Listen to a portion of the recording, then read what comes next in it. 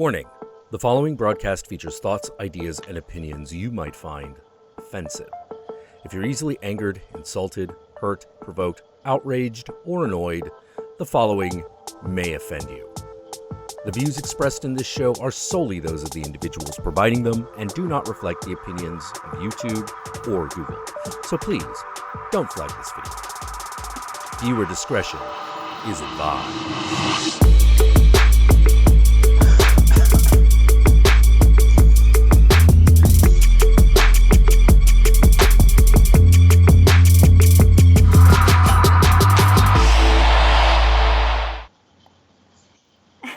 Guys, sorry, Vicky, you're frozen for a second. No. There you are. Sorry, guys, I'm having some issues, technical issues with Vicky freezing because of the way I brought in her. Oh, sorry, now I've already messed that up. Because of the way I brought in her Skype call. So if she's frozen, just let me know and I can unfreeze her in just a sec. How is everyone? I need to get the chat up. Hello. Hi, Dino, Chauncey, Dambreaker, Gabriel, Jojo. Slops. Hello. Let us know how the audio is, as always. It's every day there's something different with this. If it's not Skype updating, it's something else. So if we've got the audio and we're somewhat here, that's good.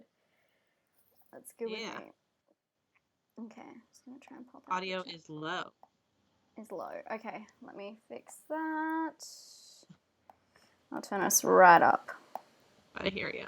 Okay, so I've been able to do that. How's that, guys? Hey, Jojo. Hello. Okay, cool. Better. Okay, cool. We haven't got any echo or anything like that. Yay! Good work. Sorry, I've got the fan on as well, so I should probably turn that off. But I think we're doing all right. Yay! Perfect. God, don't say that. It's all gonna fall apart. Hello. Okay. So today, guys, we're going to talk about Carrie and Bad Boy Bubby. If you guys haven't been to Does This Offend You before, this is Vicky. Wait, this way. This is Vicky. Vicky, also known as Nightmaremaven, has her own channel where she talks about horror stuff as well and brings some. I guess you have varied content because you do cooking segments now. Gosh, yeah. Yeah, reviews and just general chit chats about horror, which I really like. There's news kind of videos. And every month every month we do an episode of Does This Offend You, where we talk about the offensive themes within horror movies, and we try and pick two films that kind of mesh together in a theme, and sometimes we find ourselves talking about something completely different to do with them, but we try and pick something that generally we can talk about. We've done religion, we've done what have we done? Remembers. We did cannibalism. Yeah. I'm not cheating. Pregnancy. I'm looking at my notes. We've done pregnancy. We've done we did. We've done so many. This is 11. Yeah, cults. Yeah, we've done tons. Yeah.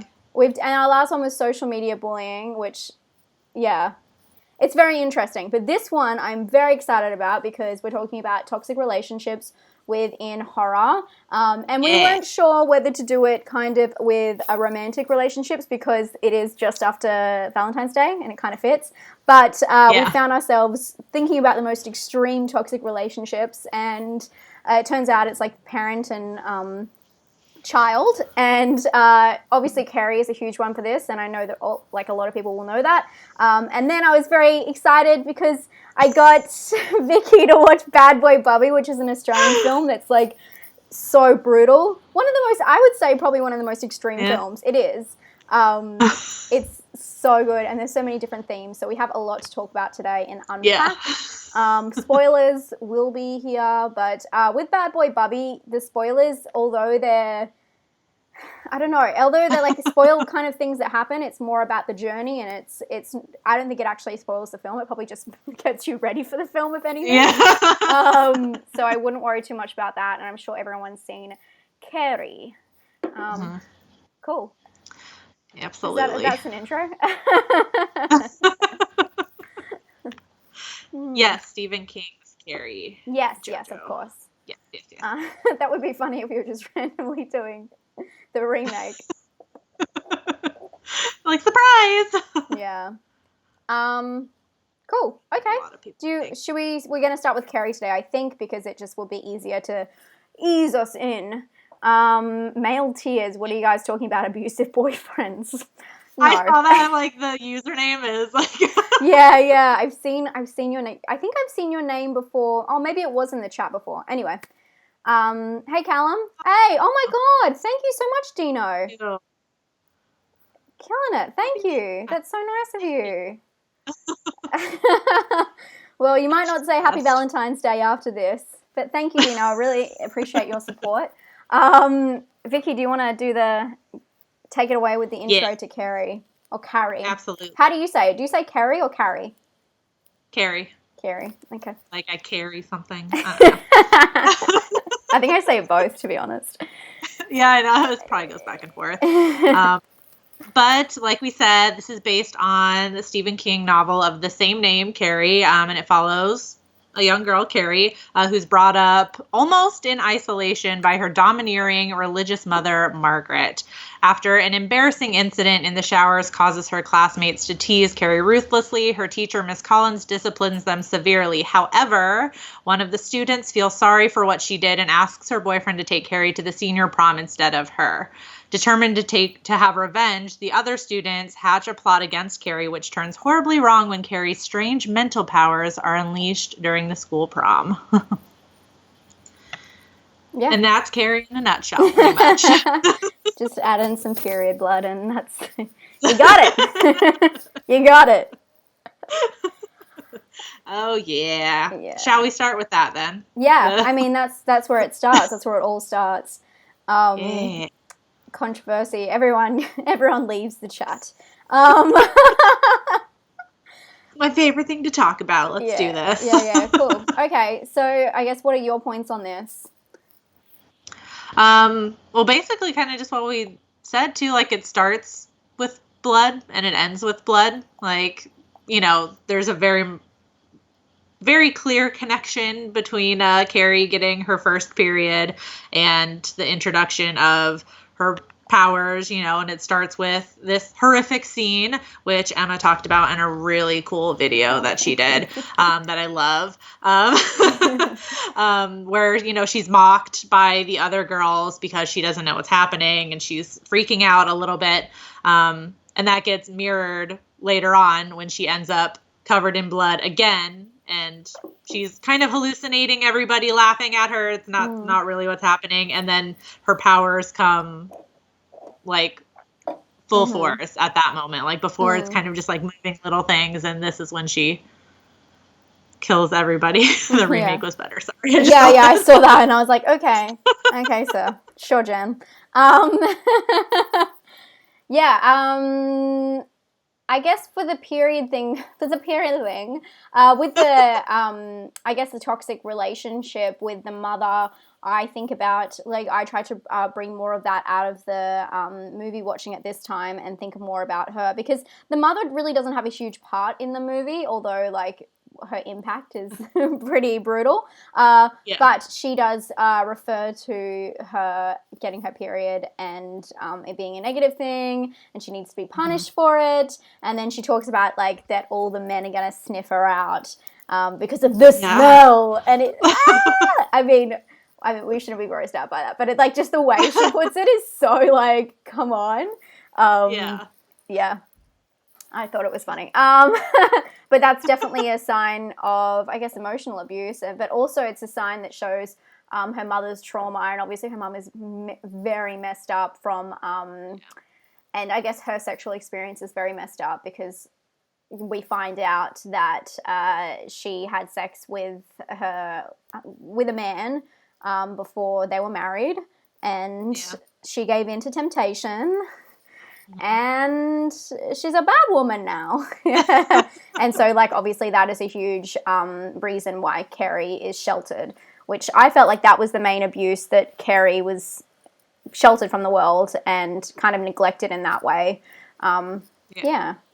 So that's how I related back with the period stuff. Yeah. Yeah. And she it's almost like the way her mother treats her, like shelters her so much, opens her up for more abuse in the real world, because she doesn't know what's going on when she gets her period, and that, the girls do that awful thing. There are parts in this movie, like, I love this movie so much, but, like, they make me mad when I watch them, like, and that first scene is one, like, when they're just, like, mocking her, and it's just so awful, and then, like, her mom, the whole scene with her mom with the, like, the smell and everything, when she's, like, smacking her and getting her to recite whatever crazy Bible verses, about her period being a sin, and I'm just like, ugh. Yeah. I love the movie, but it makes me so mad. No, I totally agree. Jojo asked, did the man get her pregnant? I assumed that's how Carrie was conceived. I assume that.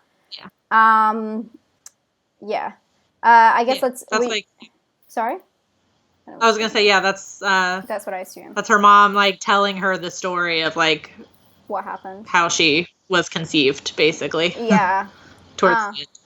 So with, I guess, what you're talking about with her being, like, hitting her and all that kind of stuff, there is that, within the theme of abuse, there is, actual, I shouldn't say Bible bashing, but she uses the Bible as a weapon, which reminds me, have you ever seen Saved? Like Mandy Moore? No? Maybe. I don't know. It's like a religious... Oh, you need to watch it. It's good. It's a comedy that they talk about using the Bible as an actual weapon. Anyway, that's what it reminds me of. I guess, on those points, Carrie's mum controls her by hitting her with the Bible, locking her in the closet like Harry Potter style, and isolating her and controlling her. It's all got to do with her being a woman and her... But it's more to do with the justification that Margaret White uses because of her own traumatic experience. And it's more got to do with religion, which is quite interesting with this movie, is that they take a religious figure or a religious person and make them the bad person, which a lot of horror movies actually do. Or they justify doing bad things to people because of religion. Which I guess is something when writers are sitting down and go, how are we going to make this person evil? Their justification is going to be religion, which I don't know how I feel about that, but a lot of people, that's just like an easy out, I feel like sometimes. Although, I mean, this movie, it works and it's fine. I just think it's really interesting because it all comes from her mother's fear of God, of the wrath of God and her betraying God and, sinning. Yeah, so that's interesting. And it's a very interesting thing as well in movies. I feel like Clockwork Orange does this as well with, like, the Dancing Jesus scene where they take, the, what would you call it, like a holy, I don't know, what do you call it? I don't know, like a... I'm muddling my words. But, like statues and things like that, and they use them to make it look really scary, and that, the Jesus in Carrie, what's in the closet or whatever, and its, like, face is so terrifying. Yeah. And I feel like... The eyes. Yeah. And I'm pretty sure that's, like, not a good sign to do that within a movie to make Jesus look scary. Yeah. I just think it's really interesting... the psychology, or I guess the writing behind making someone's justification being because of religious ideas or, whatever happened to them in the past. Because trauma is always a reason that people use to justify hurting other people and abusing other people, especially in toxic relationships. But in this one, it's just her sinning and having sex with a guy. So it's more really a sign of the times, I guess. Yeah, that's true. That's true. But it is, like, you are right. It's not something, like, they do that all the time in horror movies. So, CJ said Carrie's mom was the most hated fictional character until Professor Umbridge in Harry Potter. What? I don't even know who that is. Are you kidding me? I'm gonna Who's that? Is that Snape? She's so mad. Let's get back to Is this in the actual Harry Potter, or is this in like this Grimwilch universe? She's so mad. Oh, is this Voldemort as Voldemort's?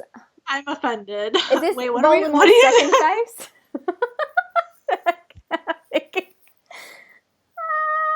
I'm offended. Okay, we need to go back to Carrie because it's going to turn like, into I'm a done whole with other you. thing if This I is have the last to. episode. If I have to educate her on Harry Potter. That's Anyway, a whole other carry on. video. Another time. I'm gonna look that up. Okay, Carrie. Back to Carrie. Carrie. Yeah. What else have you got down for Carrie? Because that pretty much covers all my bases, to be honest. Yeah. So when I was like watching it this time, because I like covering ones that I've watched a lot because I can like watch them through a different lens. So I was like thinking about all the different relationships in the movie when I watched it, which is why I wrote so freaking much in my notes. So like I was thinking about all the different relationships Carrie has with these different people in here. So like we covered Mrs. White already. Like we pretty much understand her. And then we have like Miss Collins, the gym teacher, who kind of acts as a foil for Margaret, like even down to like the way they dress. Like straight up Margaret like looks like a witch or whatever. She's in this like gothic ass like black cape and her gloves and stuff when she's like making house calls and things like that. Yeah. Like she looks scary.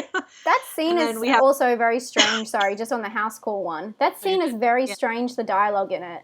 Like it I have to watch it a couple times and I still don't get what they're kind of insinuating in it. Yeah, it's a very strange, when she's like, I'll give you money. She's like, oh, okay. Like, I'm like, okay, what's happening? What is American? Yeah. Sorry. I don't even understand what was supposed to be Okay, going cool. on I'm glad like, it's not just me. Because it was very much like, I think it was more like, get out of my house. But it was weird the way they insinuated it. Anyway, carry on. I just wanted to bring that up. You're good. And then Miss Collins or whatever is just the opposite. Like she's always in, her gym attire. She's got shorts. She's showing a lot more skin than Mrs. White. Not in like a sexual way, but it's just a very distinct difference. And in the way they treat Carrie, where Miss Collins is very like comforting and she, she helps her with her period when she gets it, and even down to like giving her advice on like whether she should go to prom and like that she should, put on makeup and, fix her hair up and things like that, which is kind of more like the, I guess, socially acceptable way to be a woman, I guess, like pretty yourself up or something. You could view it that way. Oh, thank you, Harkash. Hello, how are you going? Thank you. Thank you.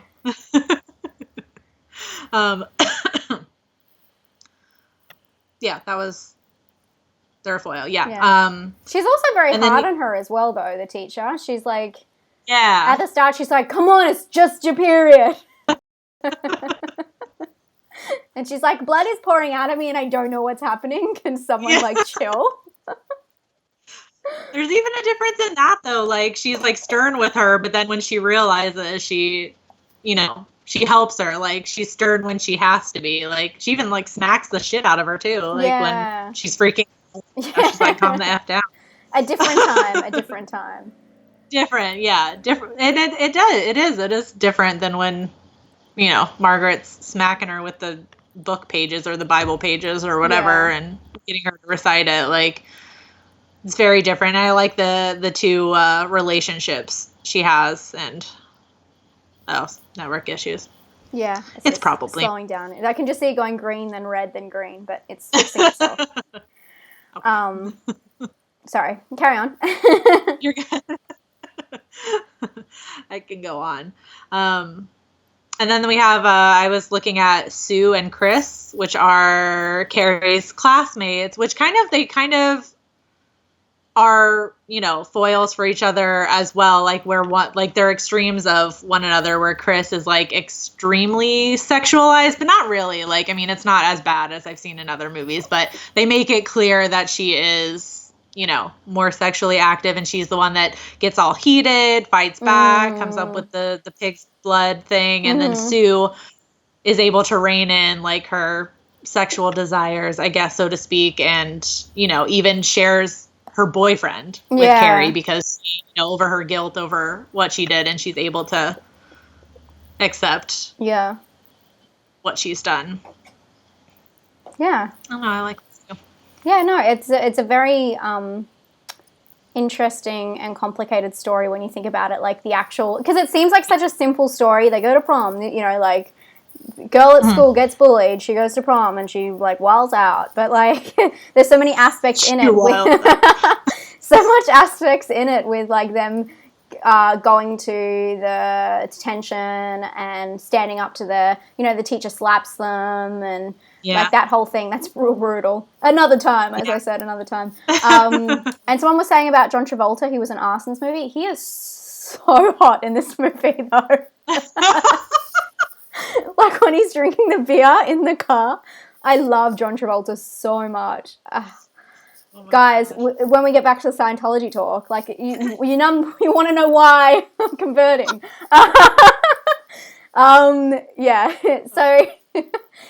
I think that all the characters were very interesting. And this is another one of those American movies where everyone is meant to be, how old are they meant to be? And they look like they're in their late 20s. It's so interesting. Literally none of them look like high schoolers. Yeah. So I did a review for a movie it was the Assassination Nation.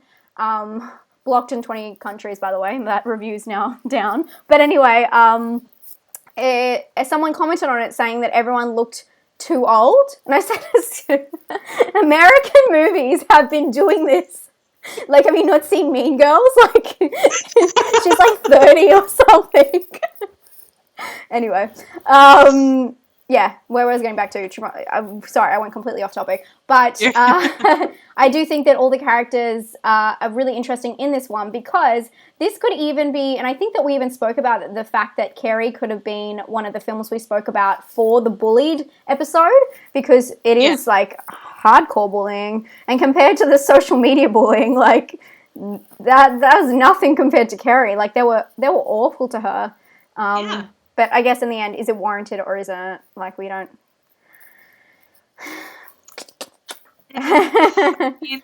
Just based on what she does at the end, that's what makes you question it. Because before you're like totally on her side, and then by the end of it, it's a bit more of a gray. Oh yeah, I was like, girl, go off as soon as she went into the principal's office, and the principal kept calling her the wrong name. Like, how many times? You're like, fuck, man, like.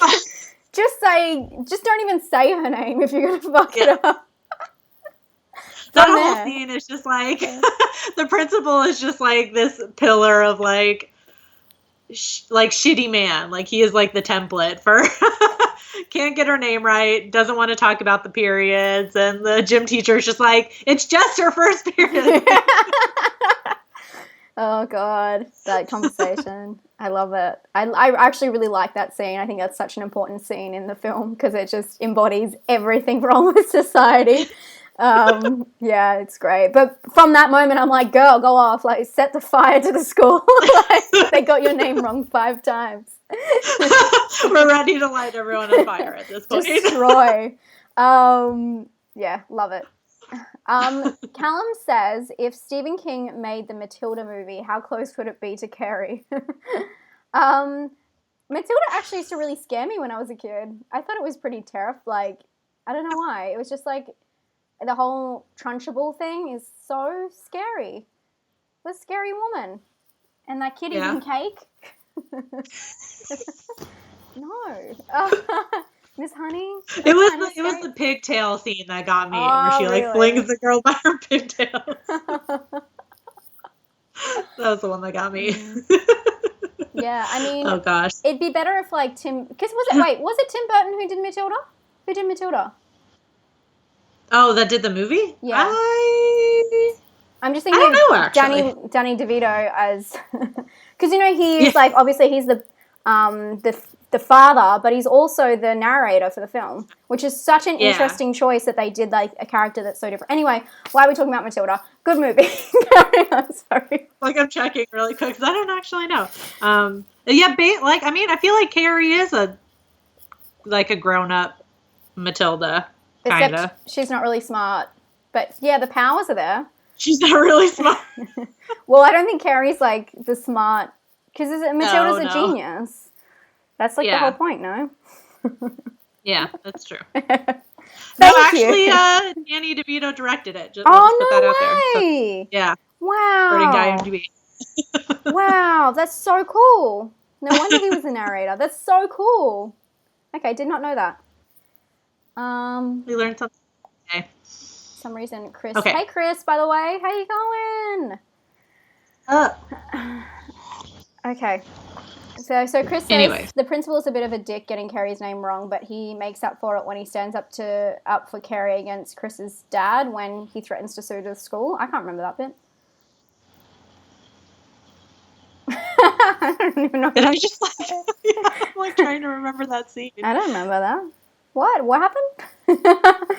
Hey, the film guy. Hey, Gabriel. Or is this in the book? Oh yeah, is this in the book? I'm not sure. I have read the book too, so but I'm thinking it's like he's an author, so it's probably the book he's talking about. I'm just gonna guess. Yeah, that's true. But I've read the book, so that's even more frightening. Oh. But it was like 10 years ago or something. I forget that stuff overnight. Okay, cool. Have you got any more notes on Carrie? I think I'm just waiting to see if he says it was the book or not. I think I got it all. Oh, and the end. I was reading I should have written it down. I was reading something, an article about it. It was in The Dread of Difference, that book. How it's like a compilation of essays and stuff. So somebody in there wrote it. And I thought she brought up an interesting point about, I mean, it's not so much about relationships, but it was just cool. Sue at the end, like how this is all about like coming into womanhood and, you know, Carrie kind of like accepting that and dealing with that. Mm-hmm. And Sue who is like, I would say like the most like emotionally mature in the movie. Like, you know, she's able to share her boyfriend and regrets. She's made like infantile at the end, like, you know, having nightmares, her mom is cradling her, and you even hear like the doctor say like she's young enough that she'll forget all about this. Yeah, that was such a weird ass like. Yeah. Did you hear that scene was? I hope I've got my ears right. Yeah, I do. That scene was what inspired the last scene in Friday the 13th in the dream sequence. Oh, with the hand in? No, I didn't know that. Well, it makes sense because it's like the same kind of dream sequence that like. I guess in Carrie, it's like obvious that it didn't happen and she's actually dreaming. But yeah. Anyway, I like want to talk about every other movie today. So. Sorry, guys. That's cool. I didn't know that, so. But it makes sense now looking at it. Like. Totally. Yeah. Yeah. No. And then she's just scarred from it forever. Like she was the only one trying to do the right thing. Who was like kind of. I mean, after being involved in the period thing. That tried to do something pure, and she's the one who ends up like. I guess she's still alive, so count your blessings. Yeah. Everyone she knows is dead, but count your blessings. Count your blessings. She'll forget about it. Who says that she's young enough to forget about it? By the way, either like, what the fuck? God. Do you not know about like number one, like childhood trauma? Number two, she's not even a kid. She's like. I know. Also, how old is Carrie? Because if Carrie's meant to get her period when she's like 13, 14. She's really delayed because, well, I don't know if logic. I think it's the kids' senior prom that they go to, but I don't know if Carrie is or, you know, she just got invited by a senior. So I don't know if she's actually a senior in high school or if she's meant to be like, you know, like 16 or something. But she's in the class with them. Oh, yeah, that's true. She is in the same class. Okay. They got to be senior. I don't know. I'm sorry, but I just cracked the Matrix. I don't know the Matrix. I'm like, how old is she meant to be? Because the average is like what, 12 to like 15, I guess. Like if you want to spread it out. But Jesus Christ. Anyway, sorry. Ladies always says Carnage Candy, which is like quite a pun right now because we're talking about periods. Good timing. The best timing you could have had for that comment. Okay, Carrie is 16. Chris, yeah, okay. So yeah, that is still very strange. Anyway. Yeah. I'm sure like, the chat's just dropping off. Everyone's like, cool. Yeah, I cannot relate to this story because I know like what 90% of you it's like male.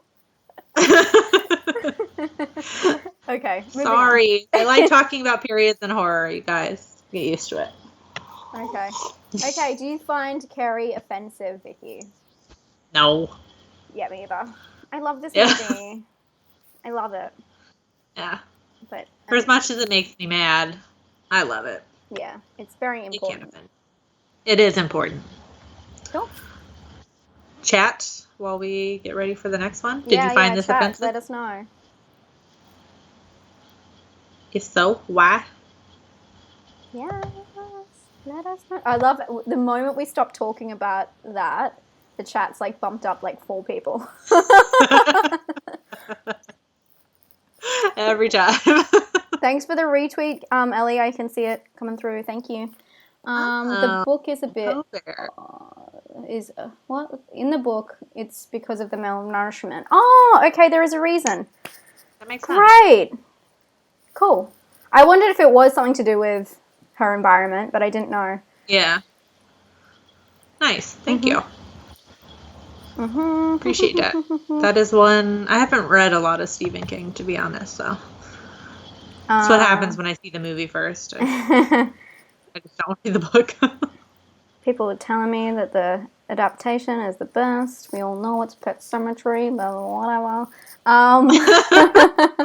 I know you have the same cup. I've been meaning to do it. Sorry, fuck, I'm going so off topic today. I kept seeing your cup, and I actually got this, and when I bought it, I thought of you. Is that really sad? I was going to tweet you or something, but I didn't end up. But we do have the same cup. Worlds away. Same cup. Texas in my heart. Wrong. Guys, you haven't come to a stream of mine if you haven't been mocked by me. So you know. I will. I'll still tweet you or like Instagram you or something. Anyway, we'll do it. Okay, shall we move on to Bad Boy Bubby? Because I'm dying to hear. I'm just dying to hear Nightmaremaven talk about this. I'm dying. Oh boy. Okay. Well, we'll summarize it. I fully took this from IMDb because there was no way I was gonna try and write a summary myself. I'm bad at it already, and this movie is just. Whew. So I stole this from IMDb, but we'll go ahead and read it.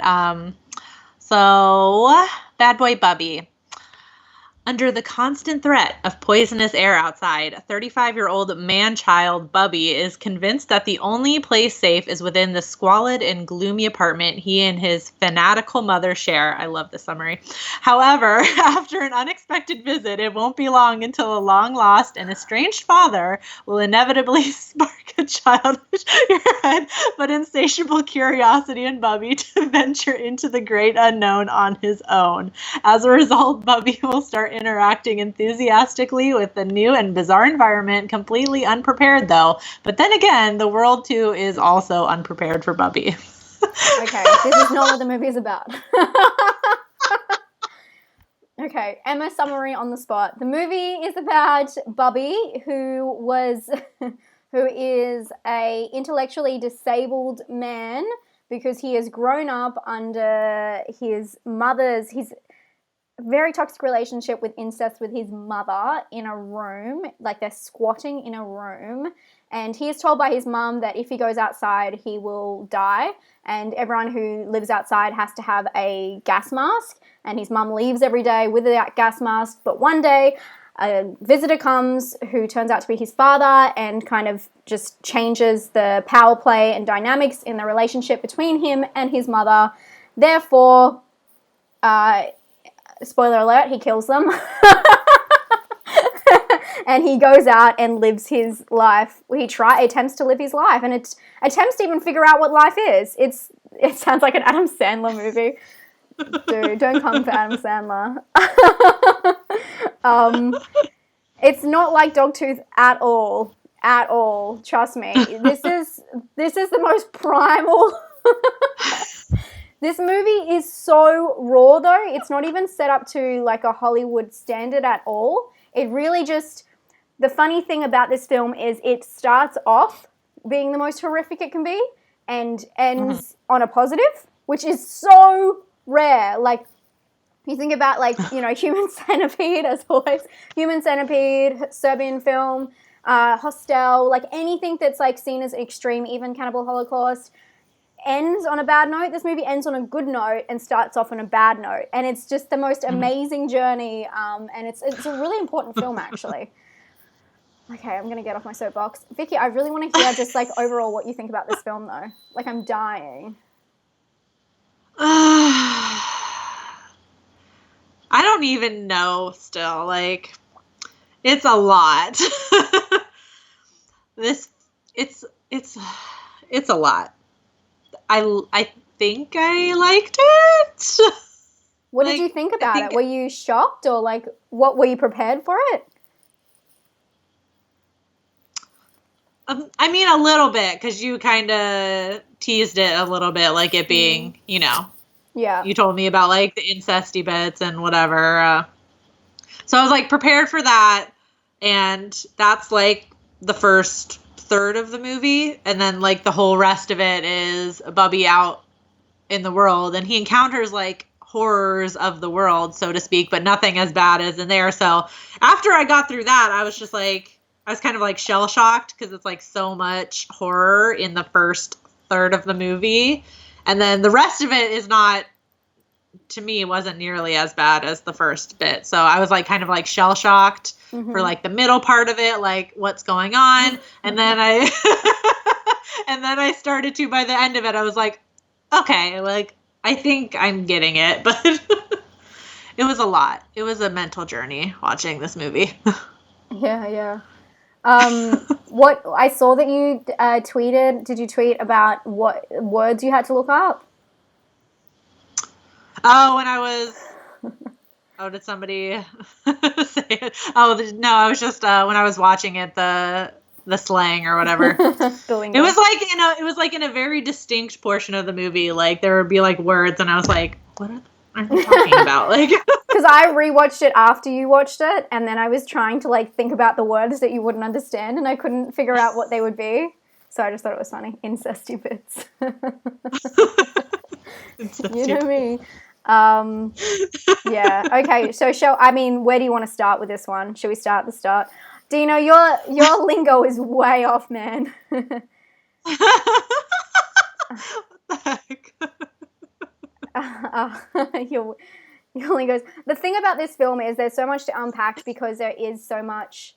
They put so much into this film to try and show like all the corners of humanity in so many different ways, instead of just sticking to the Bubby storyline. So there's a lot going on. There is a lot. There's a lot. Okay, shall we start with the... Can you ever really prepare for incest? No. And it is pretty like graphic scenes too, mind you. But the thing about Bubby is everything is set up for a reason. So the incest is shown at the start, but he doesn't even know that it's, obviously, as someone said, like Dogtooth, they don't even know what it is. So when it takes place, it happens because it's not foreshadowing, but it's to show the resolution later in the film when he realizes what happened. You can't treat people like that and things like that. It's very hard to... Oh my God. Dino, you need to stop. Any lollies, anyone? Slops is probably like, what the fuck? Slops is going as well. Okay, I guess let's start with the toxic relationship. Do you want to... Okay. Yeah, I mean, I like the way you put it. Like, it does... It's hard to say that about, like, an incest part, but it does serve a purpose later on in the film. I found a whole lot of like, I mean, I think that speaks to, in my notes, I put nature versus nurture in this movie, which I feel like was a big theme in it. Cause I mean, like I said, like that first third of the film kind of sets up all this other stuff that he encounters in the real world where it does have a resolution. So it's like when you're watching it, it's awful, but he learns from it, and you do see the difference between nature versus nurture because he has that time to like repeat his actions, realize that they're wrong, and then correct them. Same thing with the cat, which I fucking hated that scene. Yeah, and it's pretty. Yeah, it's a pretty graphic scene, both of them. Yeah, because you can tell it's a real cat, so it's like traumatizing. Yeah. Okay. I guess for the toxic relationship part, the mother has completely stunted his mental growth. Because it's not like, you know, he is born the way he is, as you're saying, nature and nurture. He has definitely been trapped in that room and he hasn't been able to learn. And you find out quite early on that he has been told to sit there, and when she goes to work, he's not allowed to move. Again, fucking terrifying. And I guess, what do you want to say about toxic relationship? This one has it all. Like she's having sex with her son for her own pleasure. She is mentally abusing him, physically abusing him, and his existence is pretty much just for her. Like, I don't even understand it. It's so sick and so depraved and so gross. And it is really the darkest part of humanity. So that's his mum. And then I guess before we get into the father figure, it turns to the fact that he has a cat in there. And because he learns through his mum that, you know, people need to use those masks to breathe outside. He sees a cat outside one day or whatever, and he says, how does the cat be outside if, you know, without a mask? And his mum says, oh, the cat doesn't breathe. And you see... you kind of see his brain try and understand the concept, and he strangles the cat. So again, his abuse from his mum is directly like put onto his abuse for another living creature, which again is awful. And a lot of movies where they kill the dog or whatever, especially horror movies, it's just done to kind of draw on your heartstrings to make everything feel really bad. To make the audience feel really bad about the situation. But in this movie, it's not bad. It's a good movie, Dino. But in this movie, it's kind of to redeem him later. They set everything up. As I said before, the film is kind of in reverse. They set everything up as the worst it can be. So later, when he goes out into the world, he learns from it and grows from it. And so I think that that's a really interesting thing, kind of like how Carrie is taking the abuse from her mum and turning it into her powers. Bubby is taking the abuse from his mum and, like, you know, he's putting onto creatures. But he's not aware of what he's doing at all, unlike Carrie. Carrie, like, Matilda-ish, you know, like, Bubby is very far from Matilda, I tell you that. Should we jump into some other themes in the movie? What else you got? Oh, yeah. Vicky, is this hard? There's just so much where it's like, okay, next thing, like, okay, what next thing? Still, well, at least one thing I saw that still kind of goes with the nature versus nurture, which I noticed is, I put a question mark, but it's like body positivity ? A little bit. I mean, it all goes back to, you know, Bubby's experiences. Like, his mother is a larger woman, and throughout the movie, Bubby tends to gravitate towards that. That's why I put, like, although it seems like it's just because of their boobs, but, you know, I'll take body positivity where I can get it. Even if it's bad boy Bubby.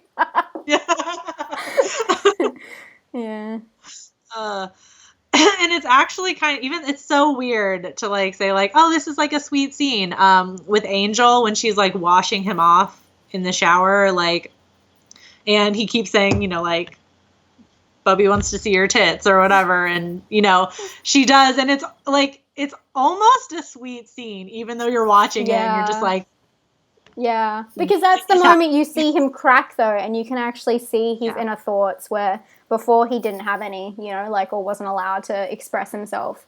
So you start off like really being disgusted by Bubby, even though you know that nothing ever that happened to him was his fault, and you end up realizing that, like, the whole moral of the story is like anyone can be redeemed, and I think it's a beautiful story in that way. No matter how bad your circumstances are, and this tell you what, they're really bad, it can be redeemed. Something that I felt like was really connected to Carrie in a way was the religious themes in the film. So when Bubby gets visited by his dad for the first time, his dad doesn't even know he has a son, by the way. His dad is like, what is he, a priest, a pastor? I don't know the difference, to be honest. Scientology, Eve Reader.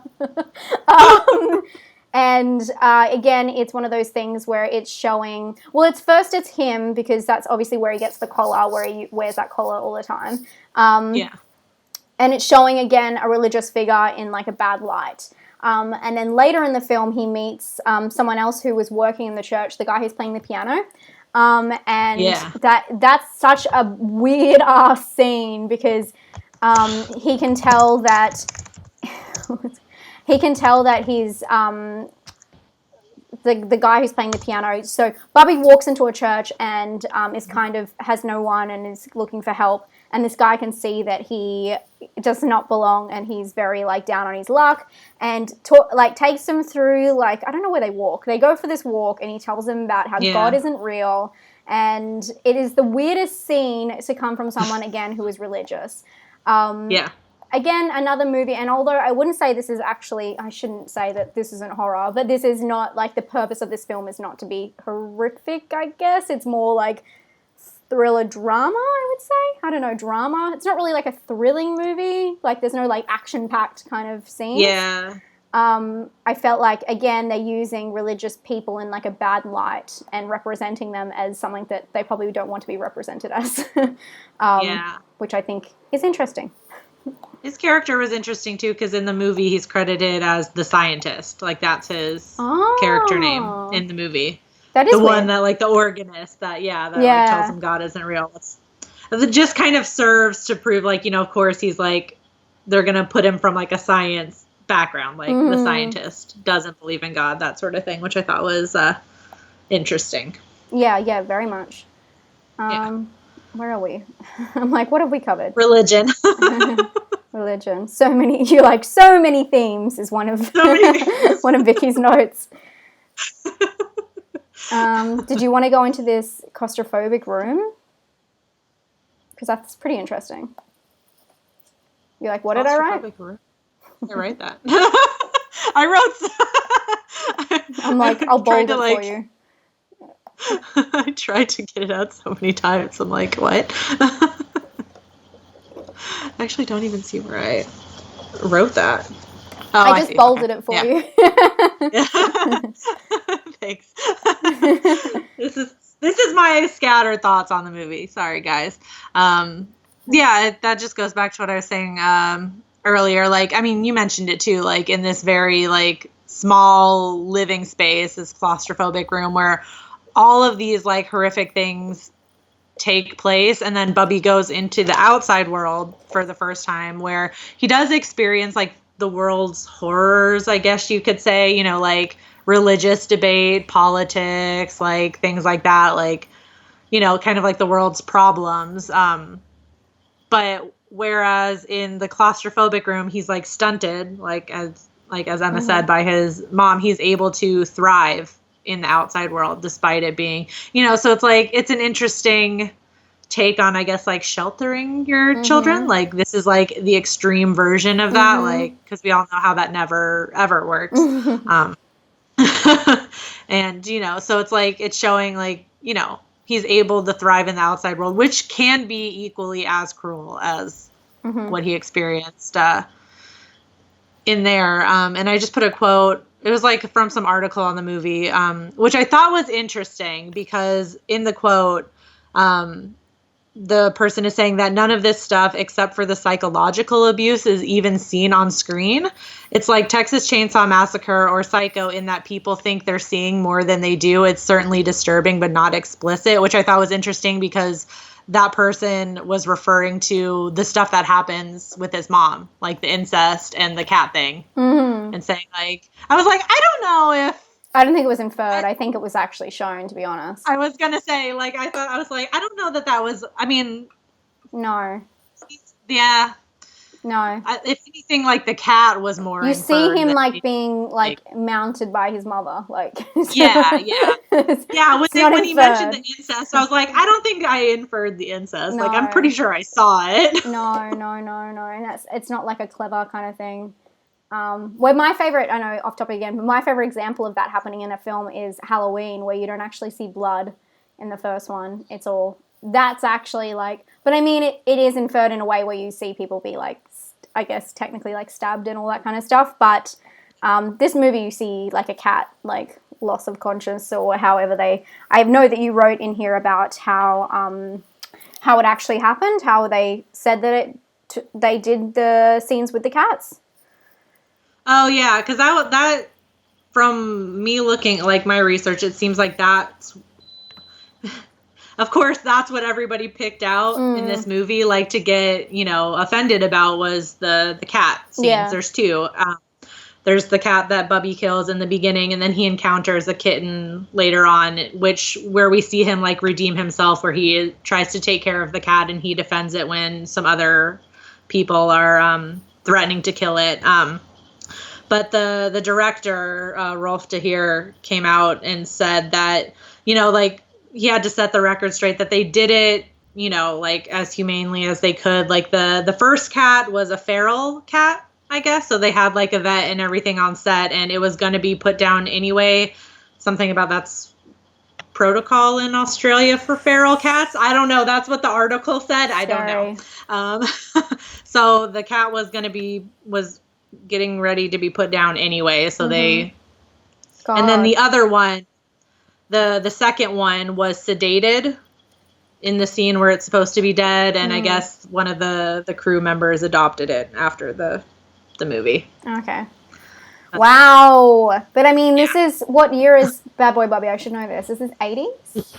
93. 93, shit. Okay, take that 93. Back. Oh. Oh, that's really bad then. Oh God. Yeah, that's awful. Yeah.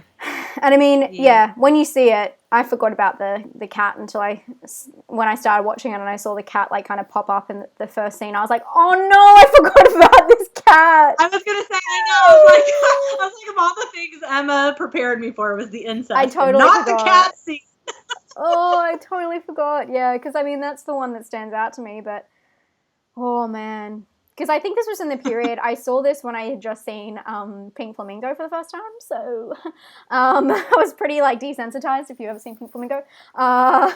Second sane chicken fucking scene. Anyway. Nightmaremaven's like, I'm done with you, Emma. First Harry Potter, now this. Cool. So we've covered religion, with obviously showing religious figures in the bad lighting, or religious people in the bad lighting, or just like showing them doubt their.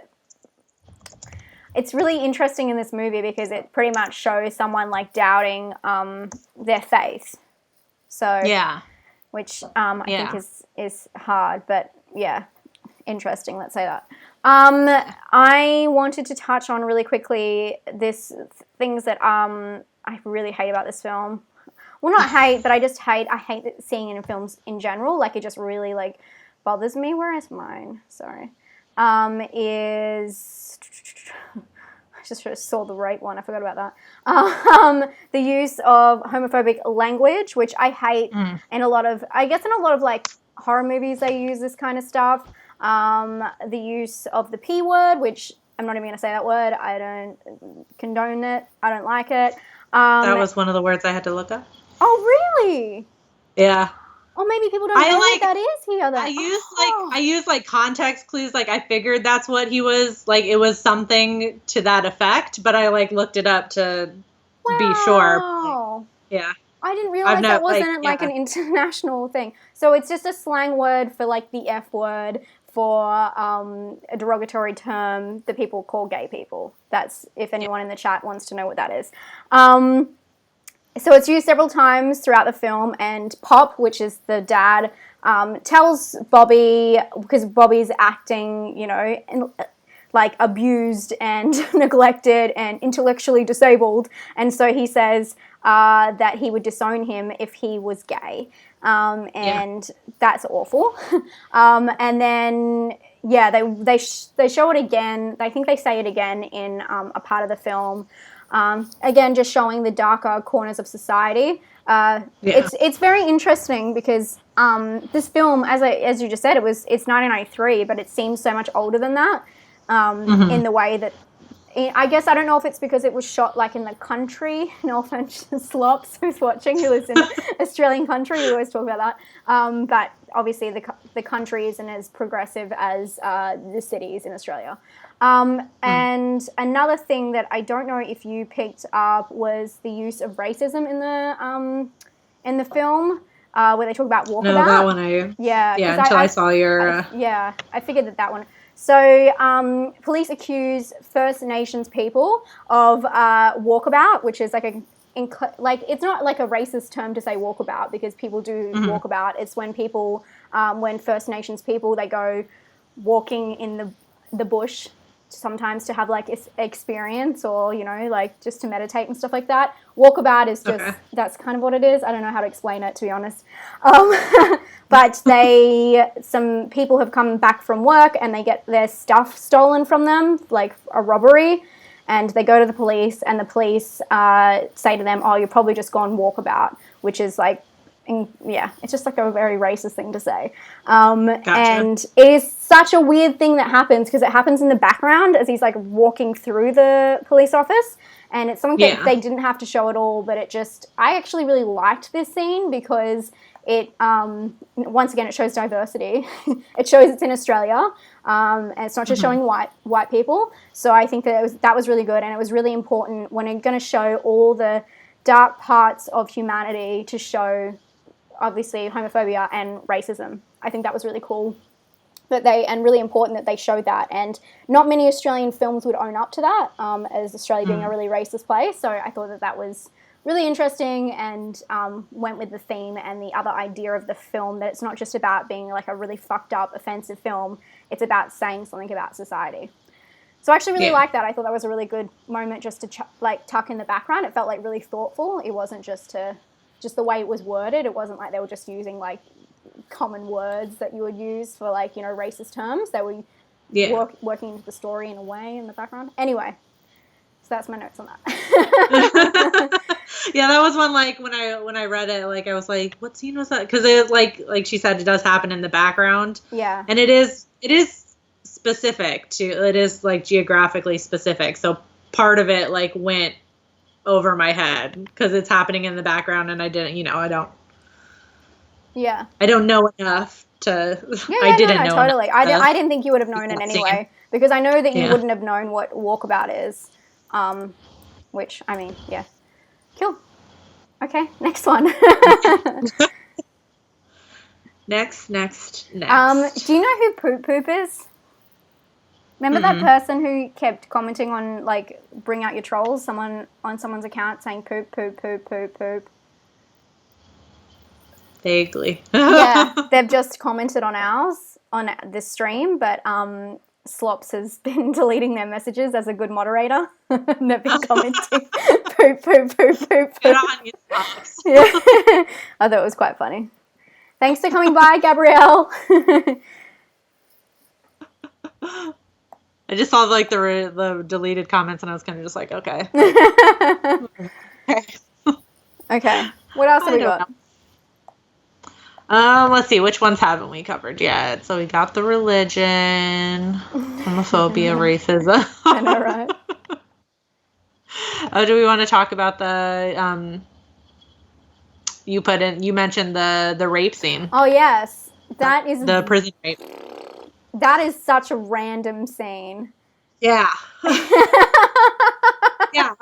Your face. It's just like we're just like added on to all the horrors of the world that he experiences. Like, but I feel like it was meant to be so he, because this is quite far on in the film. He goes to, what do you call? Is it prison, jail? I always get them. You know, it's just like overnight lockup.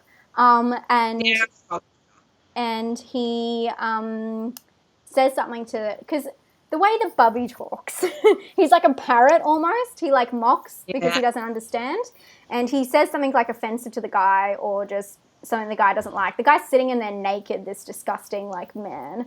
And he just comes up and like ass rapes him, obviously. And it's very graphic and you're just kind of focused on Bubby's face. And I think that that's the moment you realize that Bubby makes the connection between like sexual encounters and his body or something like that. Like you can just see he's actually thinking for once instead of just like going along with it. And though he does go along with it, it's a very interesting scene. And I mean, I don't know if it was warranted still, but and it wasn't really explained, and it was one of those things that you're like, is this from a book and there's more to this scene? Because it was just a bit bizarre, but yeah, it was pretty bad. And I mean, any rape scene in a movie is not, especially when you have to sit there through the whole thing, isn't great.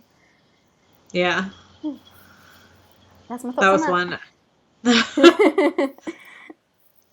No, you got it. Yeah. I mean, definitely, like, I mean, it's hard to say, like, something's out of nowhere in this movie because, you know, you could, you know, logically say, you know, like, every scene is kind of out of nowhere because he kind of just, like, bounces from scene to scene, you know, and this one, I'm going to get the timeline muddled because there's, like, so much that happens in this movie. Yeah, no, totally. Doesn't it happen kind of after the scene with the scientist?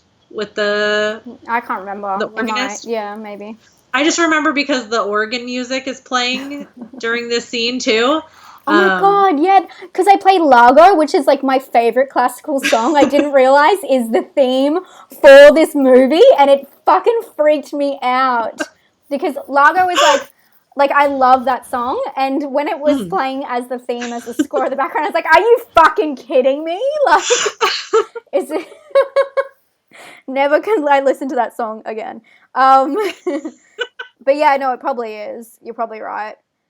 Okay. I was trying to remember because it kind of fits, I guess, a little bit of like this really awful thing happening to him where, like you said, like you see that he starts to realize like this sort of thing can happen. Like, you know, he's thinking about it after he's just been told like to renounce God and, you know, that he shouldn't believe in God. And then all of a sudden this really awful thing happens to him. And then the organ music is also playing over it too. No, that's a great point. And that makes sense because that makes it kind of like drill it home for him, I guess, put like proof in it.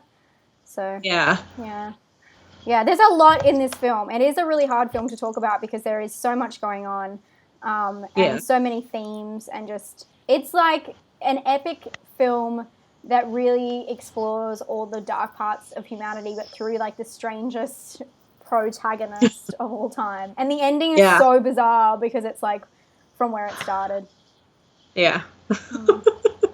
We're basically just going through the movie with like a human sponge that soaks up every experience he has and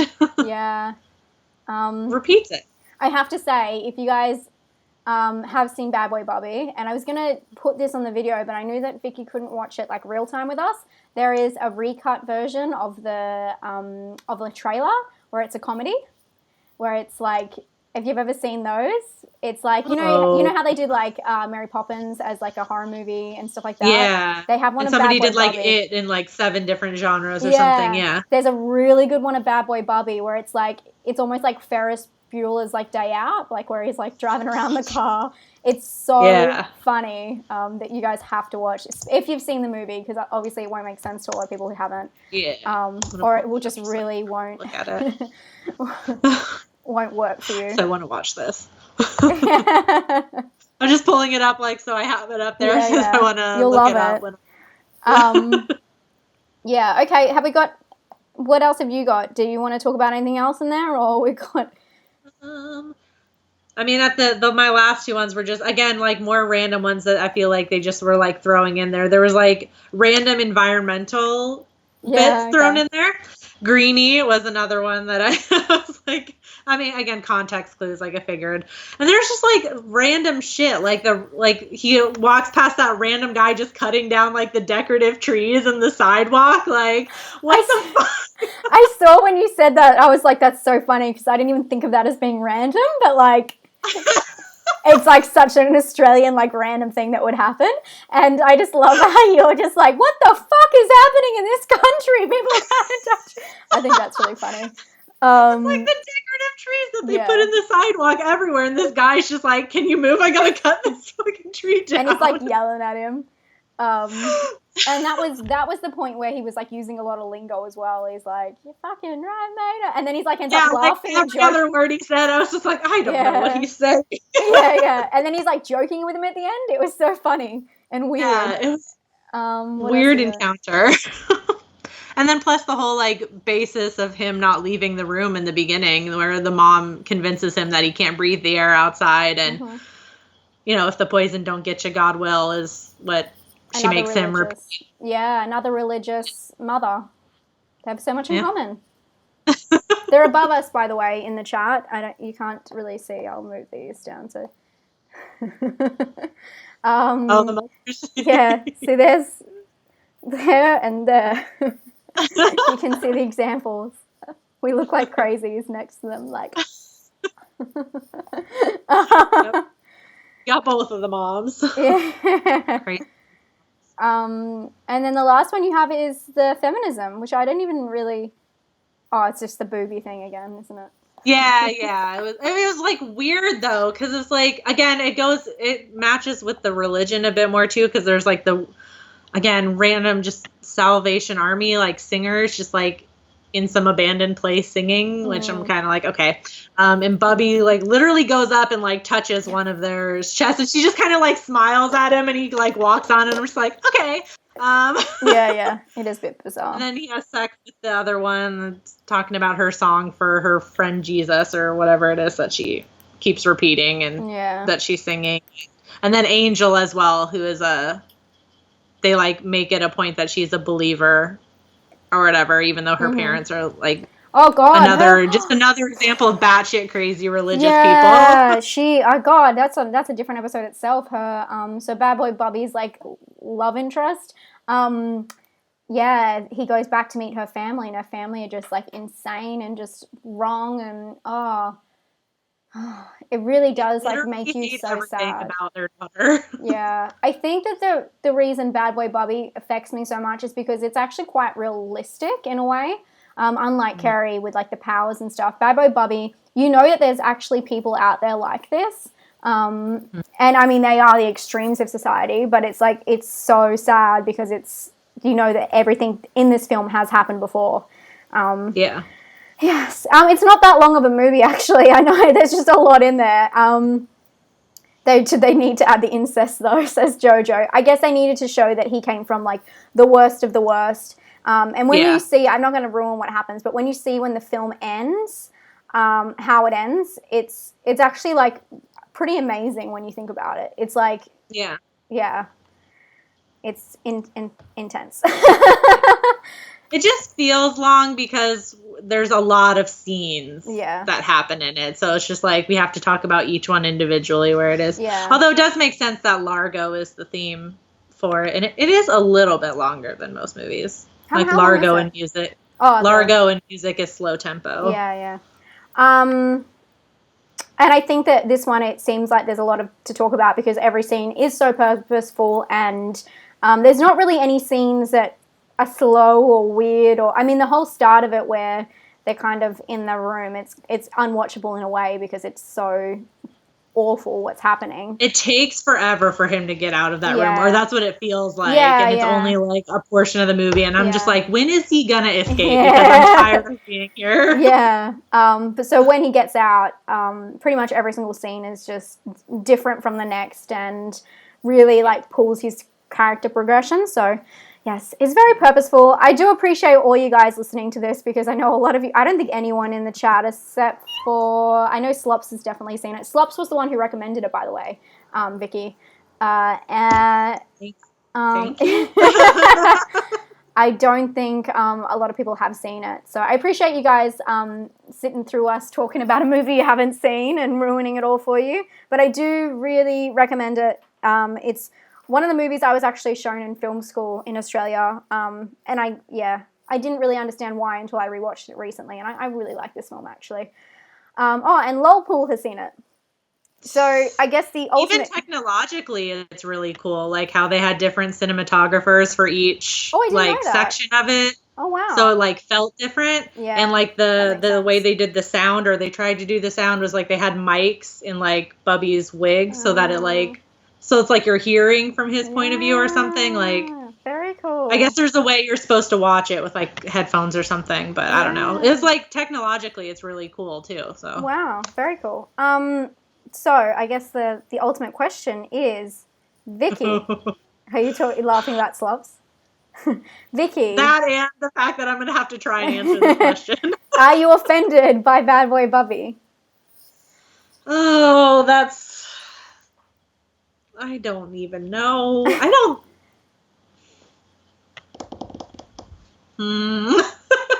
I was shown some awful things. But I think the distinction is it serves a purpose in the movie, as fucked up as it is. Mm-hmm. And that's where it doesn't offend me. If it was just like a whole movie of that, just like Cannibal Holocaust. Depravity, like Cannibal Holocaust, where it feels like it has no purpose and it's just to make you feel awful, I would be offended. But I can't say that I'm offended by the movie at the end of the day. So yeah, totally agree. Yeah, it's, you know what's really funny about Vicky and I is, I mean, obviously a lot of the time we do somewhat agree on stuff, but we've watched a lot of movies now. This is EP11, so what is math? 22 movies that we have spoken about throughout this. Is that math? Yeah. And we haven't been offended by very many. Obviously, Red Christmas is a bit of a trigger for me. But other than that, I think that the one was the very first one we ever spoke about was the film that has offended us the most, which is Cannibal Holocaust. Because unlike Cannibal Holocaust, Bad Boy Bubby has a point, is trying to make a point about society, is trying to like really like almost scare you. I shouldn't say scare you straight, but scare you like into thinking about other people and thinking about your choices and thinking about other people's, lives and what is happening around you. And where obviously Cannibal Holocaust was just about like raping women over and over again and killing them. Yay! Yeah. So yeah. Oh my God. CP jumps in. CP jumps on saying Salo, and I'm gonna kick you, mate. I'm kicking you. Someone said, what is the movie we're talking about? We're talking about Bad Boy Bubby. It's above us. Oh, goodness. But I do recommend if anyone watches Bad Boy Bubby, please tweet us or like tag us on Instagram and let us know what you think. I would love to hear what you guys have to think about the film. Yeah, it's great, different, interesting, and I'm sure Nightmaremaven needed some subtitles. I'm like you, where I just watch subtitles with everything, even if it's in English, so I don't miss anything. I watch everything with subtitles. Same. I think it's really important. Cool. Okay. Well, should we check out the poll? Yeah, which is interesting. Oh, there's only, okay. Well, that makes sense. Okay. If you haven't done it, I should retweet it. Chance. Sorry. Yeah, last chance. But right now, Bad Boy Bubby is winning by 75%. Cool. That's hard though. Like. Yeah. And we find this every time. I thought maybe it would be skewed because it would be like another instance where like not as many people had seen Bad Boy Bubby, so they'd automatically go with Carrie. That makes sense. Yeah, but it looks like maybe the most people that have seen it saw the poll and were like, Bad Boy Bubby. Yeah, and I totally agree. And again, we call this Does This Offend You? But guys, like, we're just clickbaiting you. We just like to talk about the offensive stuff in films. It's not really always about that. It's more about, just breaking down films and the themes, and it's interesting. I think it's really interesting. And I like being here with you guys, so thank you for being here with us. I've just retweeted. We can check again in a couple of minutes. If you guys want to head over to either of our Twitters and click on which one you find more offensive. If CP, you want to like contribute anything to the chat other than Salo, that would be great.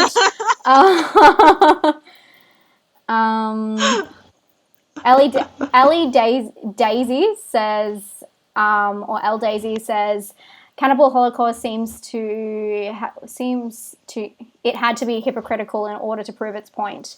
I don't like it much. I think that the part that like really got us was, I know, going back to that, you can go watch our stream on this, but it was more to do with the rape of, well, is it, when she like, they rape their own, like part of their own people that come with them, like the girl, what happens? There's several. Are you talking about the first one? I was gonna say the first one they encountered where they. I know which one. I was like, isn't there like 6 rape scenes in this movie? Yeah. There's a lot. You're talking about the first one where they like kind of happen upon a guy. I think it's meant to be like a husband raping his wife because she was like. She cheated on it or something like that. I don't know. I think that's what it was meant to be, and it just plays out like a rape scene. Like there's so many. Yeah, there's so fucking many. Anyway, cool. Okay, shall we? Anything else? You got anything else to add? Do you want to promo anything while we wait to that you have coming up? I don't even know. I can't even think anymore. I saw Happy Death Day to You today, so there will be a review of that on Monday. It'll be like a 2-part review because I'm like split on the movie, so that'll be fun. No cooking videos coming up. I just did one, so if you want to see me fail really bad at a Valentine's Day themed one. Sometimes it doesn't turn out right, guys, but it's all for comedic effect, so. But that is fun. It is. I have just put up my Happy Death Day to You vlog, and I have a review for Braid coming up. And then I have a That Scene next week, which is such a good movie. Oh my god. When I picked it, I was like, oh my god, why did I not think of this? This is really a movie that when you say the title, everyone's like, oh my god, That Scene. So I'm very excited for that. And I have a very special guest, so I'm very excited to show that one. And I have just organized, I'm using my words real carefully, my 20,000 subscriber video idea. It's just been organized. So that will be out actually early March because of how I had to schedule it. So that's stuff we have coming up. Should we check out the poll and see if anything's changed? No, Bad Boy Bubby is still winning just by 70-30 now instead of 75-25. Still Bad Boy Bubby though. Okay. Well, thank you guys so much for being here, hanging out with us, having hopefully a good time having us like talk at you about like disturbing incest stuff. We appreciate it.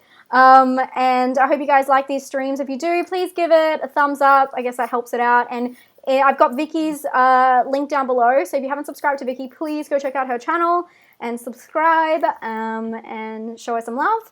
And we look forward to seeing you guys next time. If you ever have a request or like have an idea for what kind of film you'd like to see next, let us know. Or film you'd like theme, I guess, you'd like us to talk about next, let us know. Or if you have a film and we can pull a theme out of it, we're pretty good at pulling something out of nothing. And that is true. Yeah, we'll talk to you guys soon, I guess. Yeah. Peace, guys. Thanks for being here. Thanks. Bye.